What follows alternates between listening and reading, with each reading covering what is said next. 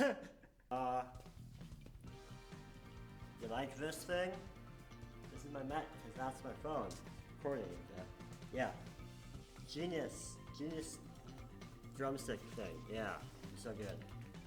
I don't know, I think the mouse. Okay. Okay, so here's the deal, people. So the microphone that I'm using is kind of trash right now, not gonna lie. Like, if I shake it a little bit, it's gonna like slightly unplug, so that just stops the recording. So it's right there right now, okay? So, no mic this time. Hi!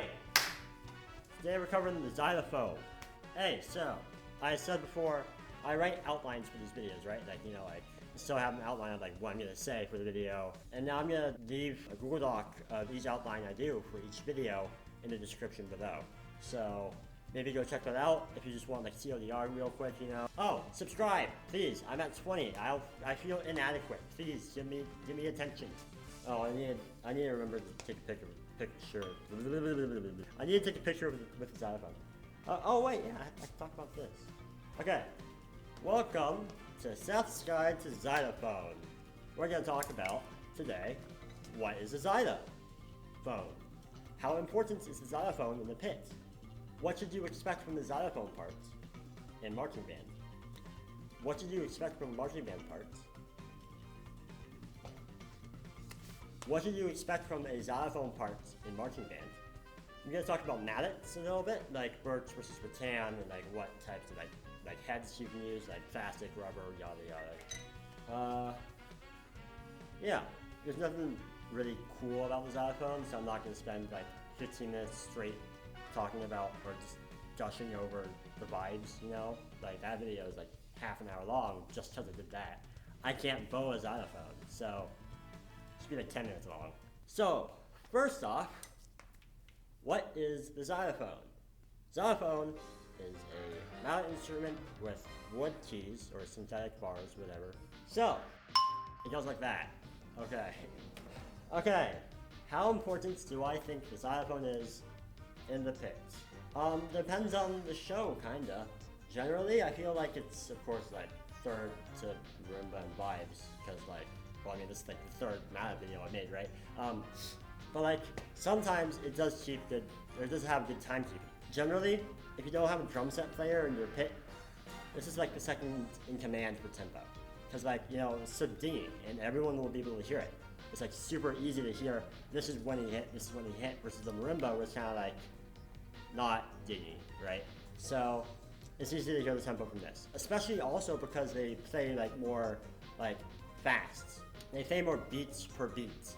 And I love that, because that's so stupid sounding. But, like, they play more 16th notes, they play more 8th notes than basically everyone else, generally. You're gonna do chords on the xylo because, like, nice. Nice and resonant sound. Resonance. Yeah, it's a timekeeper sometimes. Yeah. Oh, another big thing about the xylophone. Sometimes you might just be there to highlight someone else's part. So like, if you got some of the woodwinds and some of the brass playing on the same thing, you could be playing the same thing too, but you're not special because they're also playing it also. Yeah, they're also playing it. So, like, you're just adding like the tinginess of the xylophone to their sound in that scenario. That happens a good amount of times. So that's the same kind of with bells. Bells is kind of its own thing-ish. Like, it's similar in that, like, they can just add to, like, sound behind them and, like, give them, like, the bell sound, the xylophone sound to the, yeah. You might not even notice that the xylophone's playing until, like, you listen and it's like, is the xylophone playing? Oh, yeah, I can hear them. Yeah. It should be really easy to hear them, but, like, you know, in that scenario, it's like, well, they're the main attraction, you're playing it too, and you're just making it, like, more dingy. This ear keeps popping. Oh, God. Okay, summary of what I've said. It's important because sometimes it's a timekeeper and it's like really easy to follow them, right? Because it's dingy. And sometimes you're highlighting what they're playing, or sometimes what like the rest of the pit is playing, like marimba or vibes or whatever. They can be playing the same thing as you, or you can be playing the same thing as them, and you're adding your ting-iness to the rest of the sound. Oh God, I almost fell. Okay, real quick. I've just been thinking about how marching band parts and winter percussion parts are kind of different. Marching band parts, you got like brass and woodwinds, right? You know, like they're like generally the melody. You're just adding effects. But for winter percussion, now you're like all of the melody instruments that there are. Sure, you can play like, you know, Mary Had a Little Lamb on quads, sure, but like this is like a melodic instrument. Quads is like, it's not really. So yeah, now you're the people who like play the melody in harmony and like have that attention. So now it's gonna be sounding different than in marching band, because marching band you're just special effects. But with percussion, you're like the main show for like a harmony. And then you saw battery doing battery things. Battery shouldn't really change that much. I feel like pitch changes a lot from marching band to winter percussion, but battery not really. I mean, they have to play like softer, right? But like, yeah. So I'm not going to talk about what to expect from a winter percussion part for xylophone or marimba or vibes, because this is my first year ever doing it really. Like actually batteries marching, you know, like we're in a gymnasium, my first year. So yeah, I don't have any experience with it. And if I were to try to make something up, like what to expect from the xylophone parts in winter percussion, then it wouldn't be accurate, and I'd be wasting your time even more, because like I got 5 views so far on how the vibes. I'm like, yeah. So for like all the past videos for what to expect from the parts and stuff, I mean from marching band, high school marching band, not like drum corps. Yeah. What should you expect from the xylophone parts in the marching band? So, I said this earlier, but you should be expecting more beats per beat, or like more subdivision, whatever. You're gonna be playing more 8th notes and 16th notes, and maybe even 32nd notes, or like faster triplets, or whatever. Cause like, you aren't gonna do chords, cause like, it's just, you can do like, maybe like 8th notes, you know? That can be a thing, but like, you're not gonna be doing like, what the vibes are doing, like just pedaling and stuff. You can't pedal, it's like, that's it. So you have to like do a roll, and that's just, doing a roll in xylophone, this does not sound good, I think.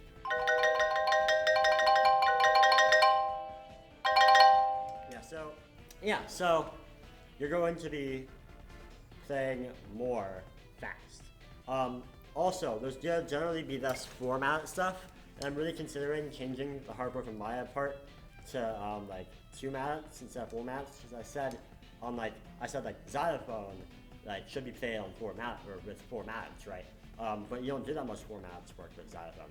You can, drum corps does it, but like they're drum corps, you know? High school marching band, especially us right now, we're focused mostly on 2 mallet. Because like, you know, you're playing a lot more runs, and you don't have to do chords or anything, right? So yeah, makes sense. And also like what you should expect from the xylophone part, like I said earlier, for like what does it bring to the pit, like, you know, you're gonna highlight some of what they're playing or what they're playing, right? Like the rest of the pit or the rest of the marching band, right? So you should be expecting maybe some parts of your part to be like mirrored with someone behind you or someone with you. So don't think that everything you do is solo. This is another big thing. Xylophones like are really good for soloing, because like light mallets, you know, you can go fast. They're smaller keys, so they're more compact, so you can go all over the place, right? Like, here's a thing.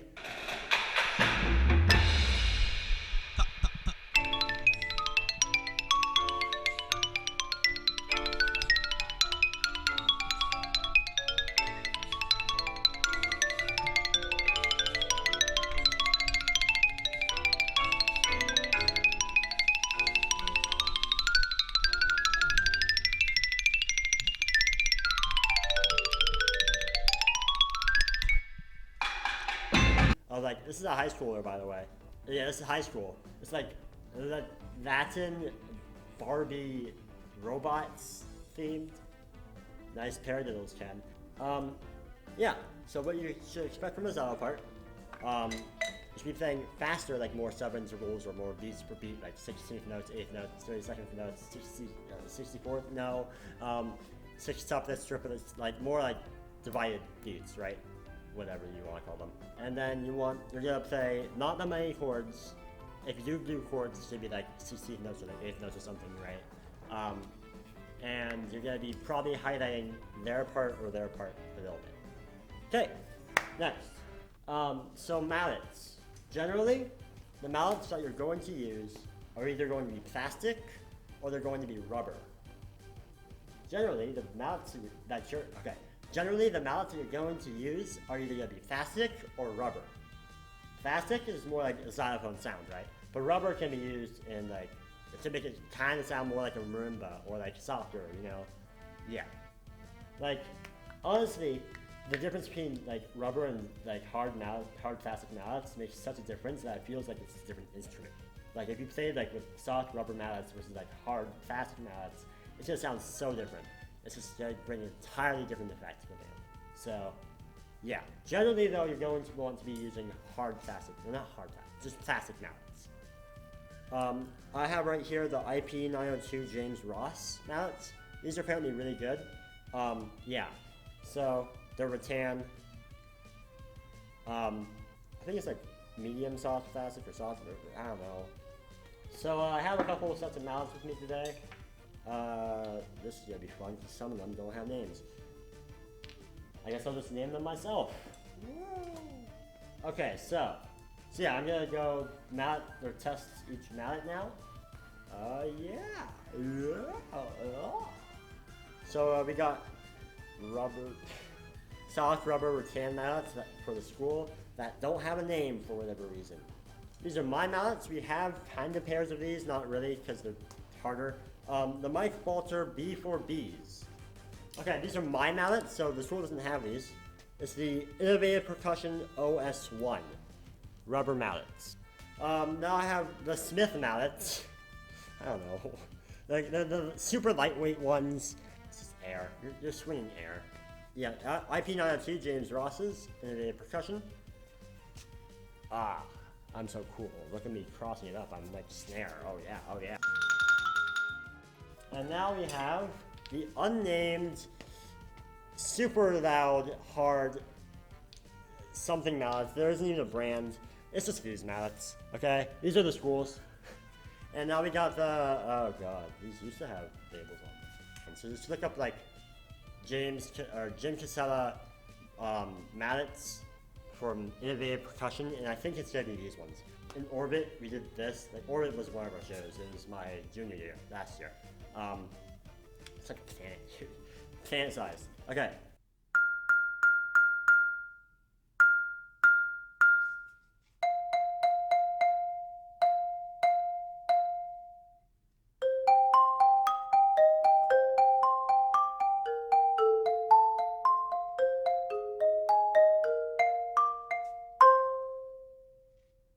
So Mike Walter B4B.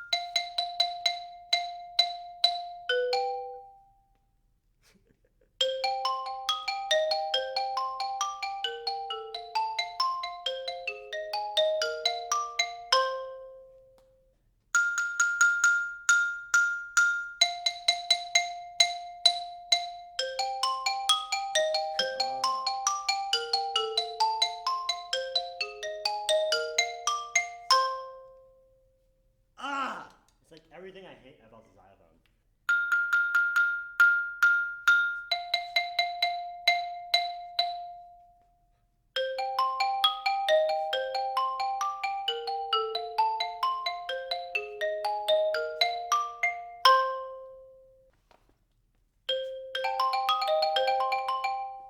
Death.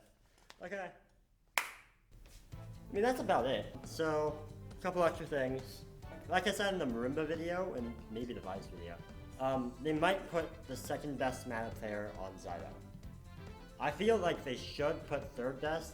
Like, best obviously on marimba 1, and then second best on vibes 1, and then third best should probably go to Xylo. Just because, you know, like how ting-y it is, you don't want like some rando guy to like be on this and make a mistake. So yeah, cause like it's just some of the runs, just like Xylophone from Porgy and Bess stereotypes, I think, to have a lot of runs and just to be a little bit harder.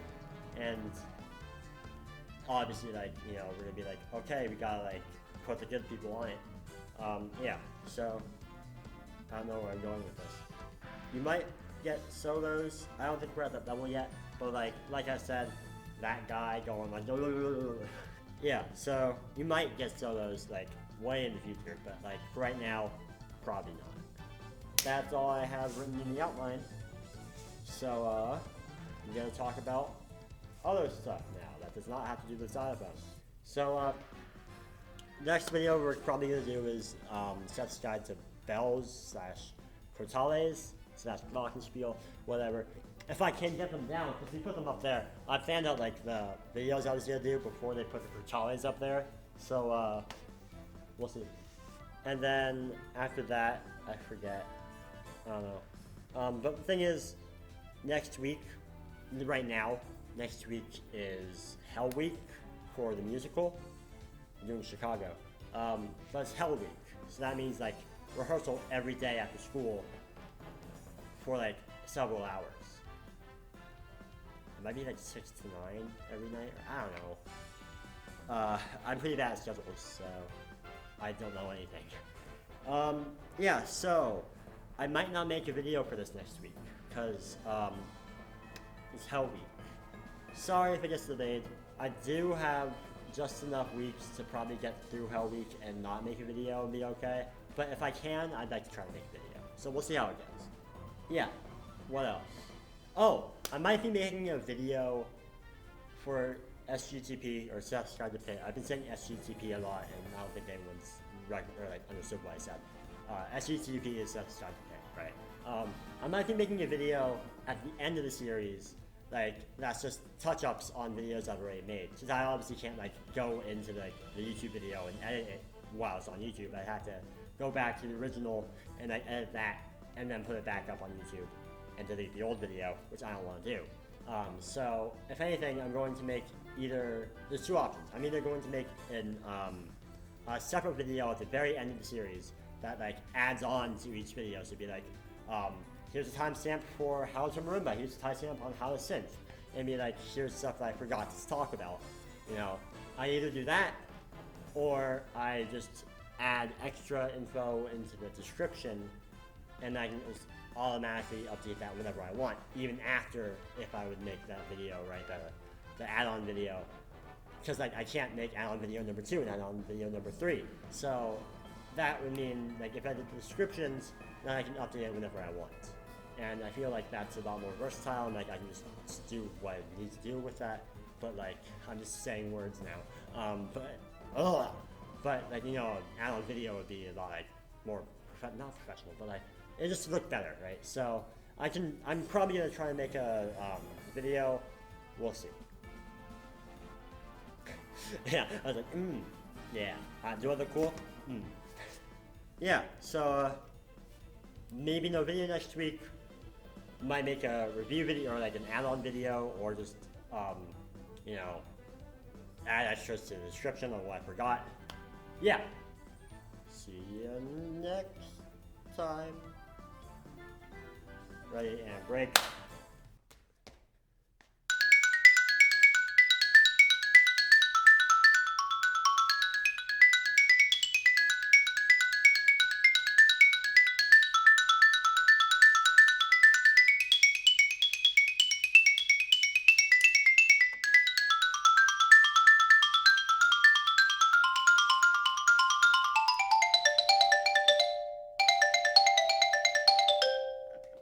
That was so bad.